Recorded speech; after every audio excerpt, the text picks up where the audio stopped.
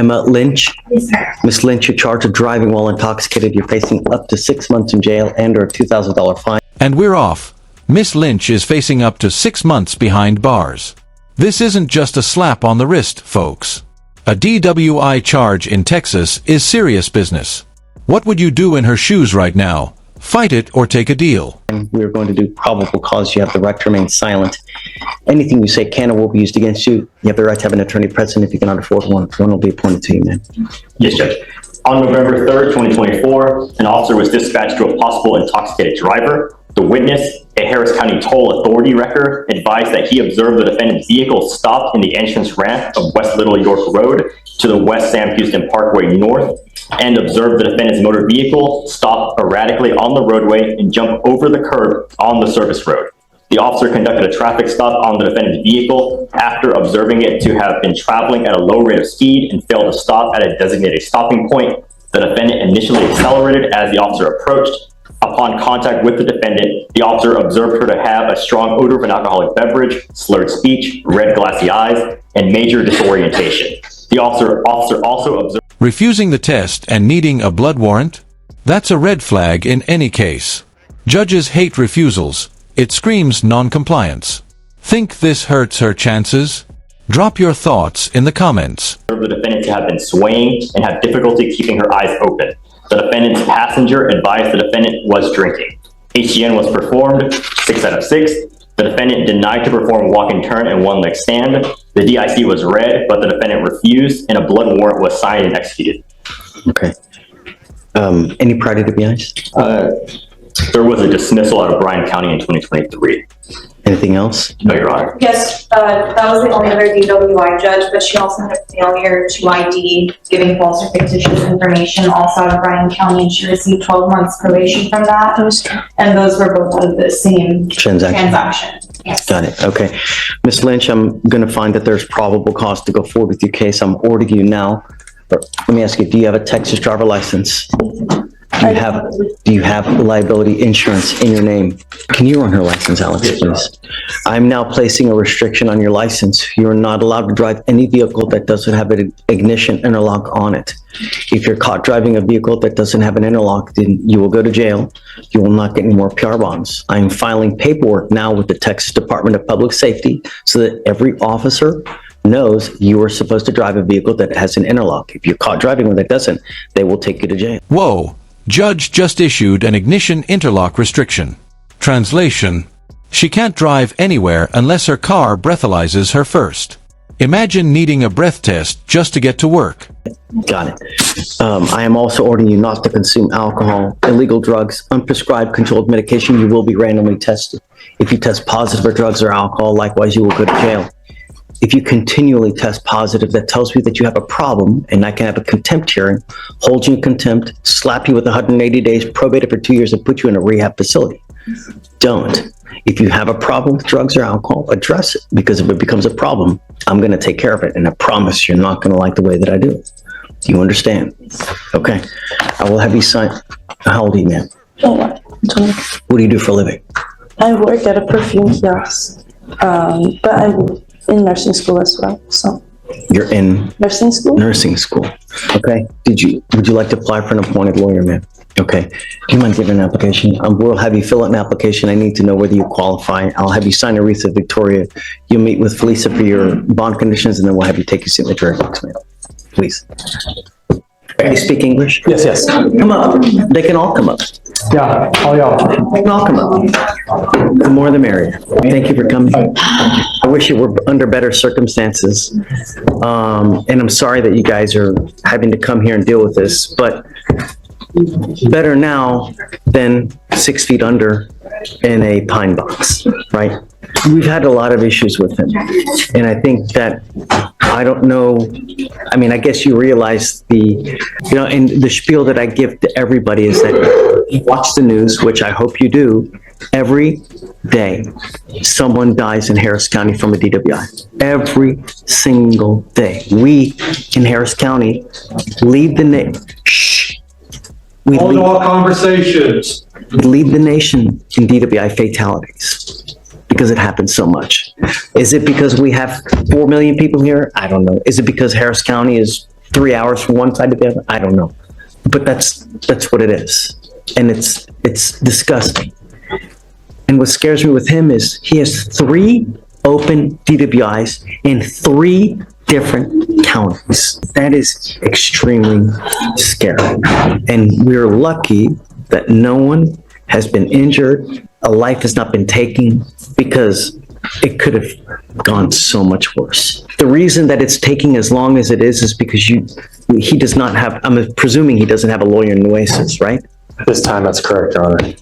If you guys are able to get a lawyer for him down there, hopefully that can speed up the process to get everything working. Because here in Harris County, we have so many cases, we have so many people in custody that we move it like crazy. We're very, very fast.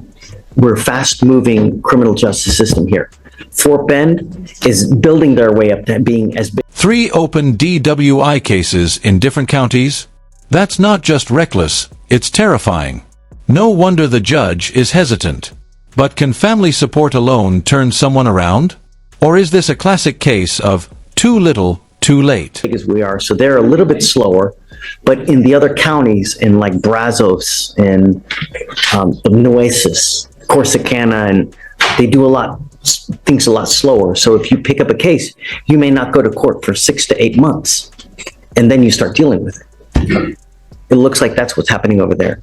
Did let the family know that even though they don't have a court date yet in Nueces, getting a lawyer down there, they can talk to the DA and they can start working on the case and talking to myself and the Fort Bend lawyer, trying to get a global deal done prior to any court date even being scheduled. Because I mean, the case is open and pending. I mean, it's there. So that's where we are for now. But I think the bond in Harris County is the only thing keeping him from going home to his family. And so we're trying to figure out a way to see if the court would allow him to post maybe a lower amount for bond. It scares me to let him out. It scares me to let him out.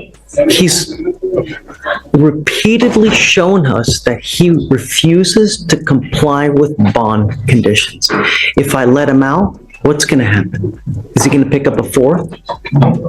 Well, I know you're going to say no, but history tells us otherwise. Sam, but I see where you're going with that. But my son is a 21-year-old kid. He's still a kid to me. And he messed up 3 times. Yes, he did.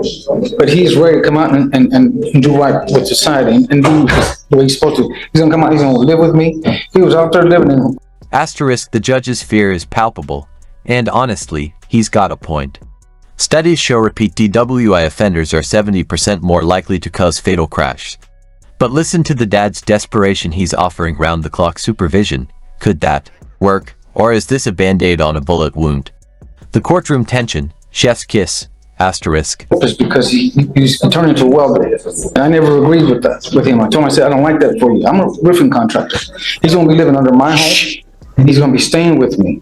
And I will be giving him a ride to wherever I need to take him to get his stuff straight. That's what I have, and that's what I want from him, and I know that's what he wants too. He's not a bad kid like that. He's not like what we're writing him off to be. And I see your position, and because you're telling me about, all these fatalities and stuff. But that's not my son. Twice he was caught. He was parked. 150 times I tell you at AA that you're probably going to kill somebody. Of those 150 chances, he's got 2. He decided to stop and pull over and he didn't crash with anybody. Yes, he got caught 3 times. But he's ready to not ever drink again. How many times has he not been caught? He's young. He hadn't been drinking. He hadn't been drinking until 21 because he left and he was living on his own. He was living at my house. He didn't want to be here at my house anymore because he went out there to work. But he being a young kid, he lost his girlfriend. He had a cousin of his committed suicide. So he had a lot of stuff going on in his head. But now this is real to him, and he's learned his lesson. He's ready to be out here, and he needs to come out here and start working. He's gonna work for me, and he's gonna make money to pay for all this mess that he got himself into. Right now, we're paying the price. He's in there. Yeah, why are you paying the price? We're paying the price for him because he's my son, and I'll give whatever I have to get him out of there. Sorry, I really am. He is not like I don't want to. He's not like all these other people, man. I'm sorry, my kid's not like that. He's not a drug addict. He doesn't abuse anything else. He messed up with the alcohol, being too young and not knowing what to do. How do you know? How do you know? I just know it, know my son. Okay, He was living with me for a long time, that's how I know him. and I understand and I respect it, looking through the eyes of a father. I get this a lot. But when you have 3 DWIs in 3 different counties, judges have told you repeatedly what you can and what you can't do, and you repeatedly flaunt that and just don't. And you have shown us repeatedly you're going to do whatever you want to do, regardless of what a judge tells you. And I know that that's not what you want to hear, and I'm sorry, because I don't like to keep people in jail, but my only concern is public safety, you know? And I know that you don't like to hear it, and it pains me to do it as a father myself as well. But I don't know how else to get him to realize that when you don't abide by court orders, this is what happens. And Judge, you read people, you see people, you've seen my son. See him, and I'm telling you, he's not gonna do this again. We want him out here so he can start working, he can work for me and he start paying for his stuff. He does nothing, he does no good to anyone in there. I mean, he does no good to anyone, for anyone in there. But it does though, protects the public. What I'd like to do is, we've had him TRAS, right? Okay, so what we do is I have clinic. Finally, a plan. Rehab followed by 18 months of court-supervised sobriety. This could be life-changing. But here's the twist. He has to stay in jail until the other counties agree. Justice or red tape? Clinicians on staff who evaluate him and tell us what the proper course of action is. We've had our clinicians evaluate him, and what that is that it's a treatment facility. It's kind of like a long-term rehab type facility where it teaches him how to deal with the issues, cope, and not use alcohol as a way to cope, as a coping mechanism. After he does that rehab, we have him going into sober court, which is a long-term, an 18-month program that supervises him by one of the actual judges here that keeps him under their wing and meets with them on 2 times a month, that he would come to court, meet with them to ensure that he's on the straight and narrow. Asterisk finally a solution. This rehab program is a game changer. 6 months of inpatient treatment, then 18 months of court-supervised sobriety checks. But here's the catch. The defendant has to stay jailed until other counties sign off. Is that justice or bureaucracy? And side note, the judge offering to foot the $30,000 bill, rare. Asterisk. While he's with me now, I can pay for it. If he's on the outside, I can't pay for anything. That program with other. Right, and unfortunately, we want to do that, but I can't do anything until those other 2 cases are resolved. The idea what Will had was you've got a lawyer in Fort Bend, you have to get a lawyer in Nueces. Once you do that, we can work together all as one unit to resolve all the cases at once, and then we get them into this program. And hopefully the other counties will see it, that this is what we want to do. We've got a long-term solution to help him keep sobriety, and it's okay. Is this program, does that mean that he has to be incarcerated during the entire? It's an inpatient treatment facility, correct? He would go from custody and jail here straight to the treatment facility. So he wouldn't be incarcerated, but he would not be released in between. He would go straight to the. It's not too terribly long. It's around a 6-month program, 6 to 8, 6 if you respond well. And after that, we let them out, and it's an aftercare program where he meets with us. He literally meets with the judge 2 times a month to ensure that he's on the, he's doing well. And if he does well, he gets rewarded throughout the program. They help him get his license back. help him job searches. So it's a really rewarding program. And the idea is to get him to recognize this at a young, early age now, before it spirals out of control at a later date, or either that or before you do some catastrophic damage where you're now ending up with a 40 or 50-year sentence. That's the goal. The treatment facility is called SATF, SATF, it's an acronym. Yeah, it's Substance Abuse Treatment Facility, SATF. But we can't until Nueces is on board as well. I'll talk with the family more, Judge. You want to use all this money to get him out of jail. He needs a lawyer over there. The money, instead of getting him out, probably be better spent with a lawyer in Nueces, so that we can work all together to find a great resolution. Not just getting him out and hope he does well. We have the tools, and I can pay for everything for you. It's a $30,000 program that I'm willing to pay for you. Not to mention aftercare, which is probably another $15,000. So we are footing the bill for everything. But I can't do that if he's on the outside. I know that it's not the answer that you want to hear, but it may be a blessing in disguise. Work with me. I want what's best for your son. We're not here just to throw away the key. We don't want to do that. We want to help him.